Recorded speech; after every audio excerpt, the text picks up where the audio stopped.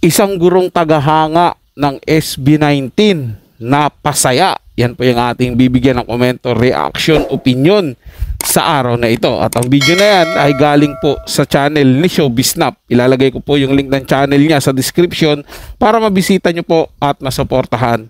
At syempre huwag nyo pong kalimutan na mag-subscribe dito sa ating channel at i-hit ang notification bell para ma-update kayo sa mga bagong video na ating ilalabas. Malaking tulong na po yan dito sa ating channel, mga tagapanood. Kaya naman simulan na po natin ang ating reaction video sa araw na to. Let's do this!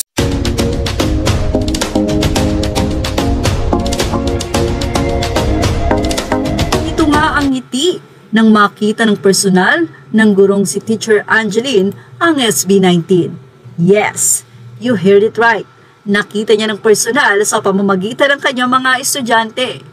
Ang mga estudyante ni Teacher Angeline ay nag-ala SB19 para sa kaarawan ng kanilang guro at para mabigyan ng kasiyahan. Ang isang fan ng SB19 na guro nila ay pinrint nila ang mukha ng SB19. 5 estudyante ang naging representative para idikit sa mukha nila ang mukha nila Ken, Stel, Josh, Justin at Pablo. Say nga ni Teacher Angeline, yung taon-taon July 19, dumarating ang SB19 sa iba't ibang katauhan.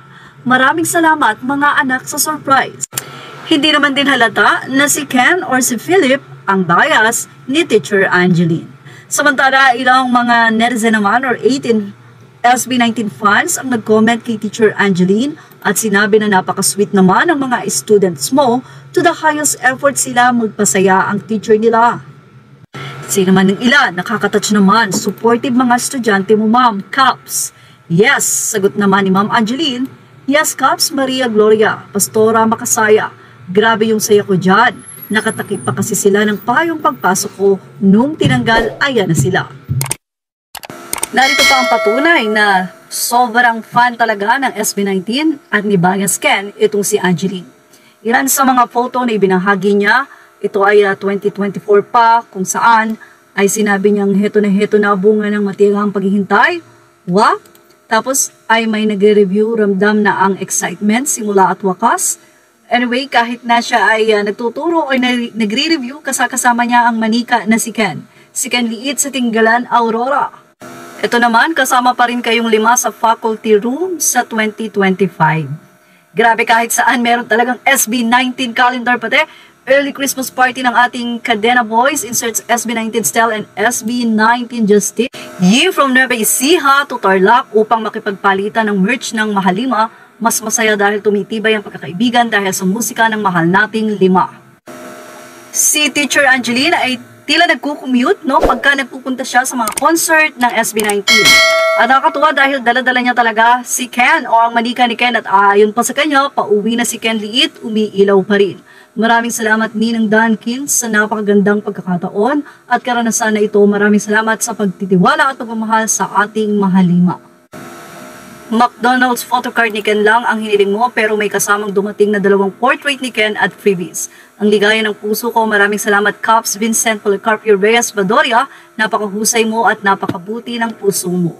Wow, grabe, napaka-sweet naman ng mga estudyante ni ma'am. At syempre, saludo rin sa iyo ma'am dahil sa kabila nung pagiging fan mo ng SB19 nagiging maayos din yung touring mo sa mga estudyante mo, kaya naman binalikan ka nila ng magandang regalo at nagpanggap sila na SB19 dahil sila yung mga iniidolo mo.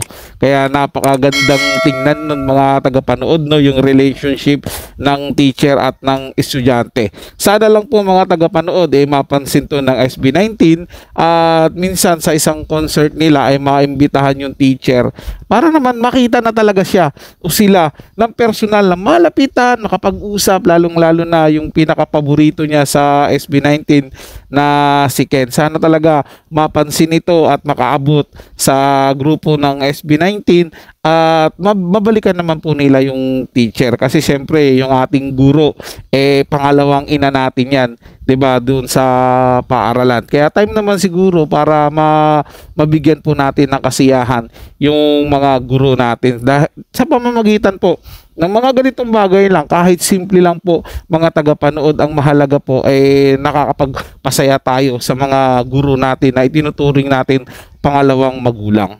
So yun lang po mga tagapanood, ito ay comment at opinion lamang, wala pong personalan. Paalam po at mabuhay po kayong lahat. Maraming salamat po sa inyong panonood.